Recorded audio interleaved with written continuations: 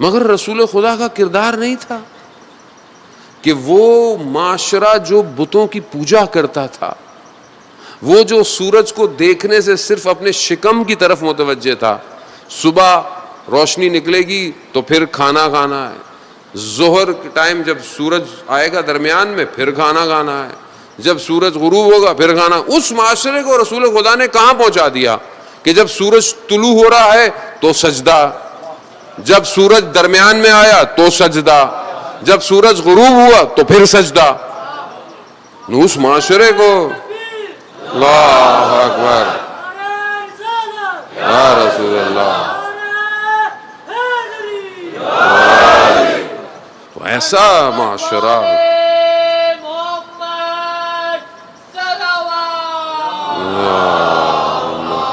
صلی علی محمد۔ معززان محترم، یہ رسول خدا کا اخلاق ہے۔ لہو لعان ہو گئے مگر کسی کے لیے بد دعا نہیں کی، کسی کے لیے بد دعا نہیں۔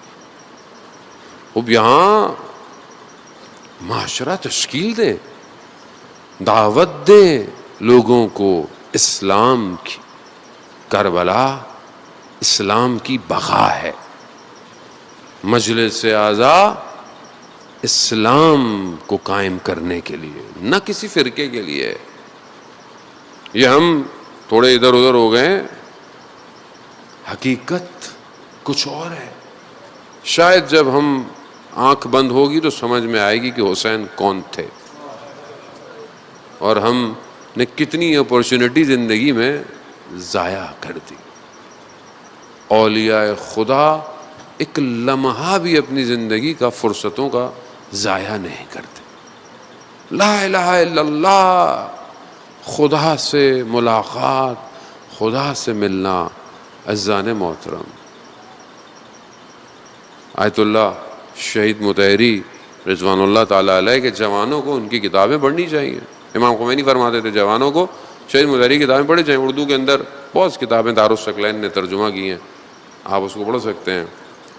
شہید مطہری مشہد مقدس میں عالم دین بیان کرتے ہیں کہ ایک خاص کمرے میں آتے تھے، اور ہم نے رات کو دیکھا کہ رات کو نہ صرف تہجد پڑھ رہے ہیں بلکہ اتنا گریہ اور اتنی مناجات کرتے تھے۔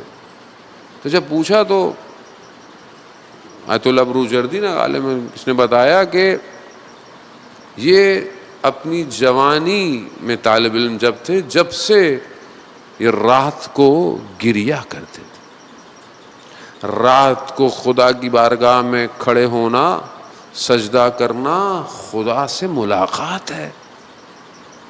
شہید کا واقعہ مجھے نہیں پتا، میں نے بہرحال آپ کے درمیان میں بیان کیا کہ نہیں کیا۔ ایک شہید کا وصیت نامہ شہادت کے بعد ظاہر ہے ملتا ہے انسان کو۔ وہ کہتا ہے کہ میں جب جوانی میں تھا پروردگار تو مجھے اٹھاتا تھا کہ تو مجھ سے بات کرے، تو چاہتا تھا مجھ سے بات کرنا، تو مجھے اٹھاتا تھا، لیکن میں ناز کرتا تھا، میں کروٹ بدل کے پھر سو جاتا تھا۔ تو چاہتا تھا مجھ سے بات کرے۔ اب جب کہ میں خط مقدم پہ کھڑا ہوں، یعنی بالکل شہادت میرے سامنے ہے، اب تو مجھے شہادت نہیں دے رہا۔ کیوں؟ کیونکہ اب تو میرے سے ناز کر رہا ہے، تو مجھے تڑپا رہا ہے۔ خوب میں رات کی تاریکی میں اٹھ کر ملاقات چاہتا ہوں کہ نہیں چاہتا۔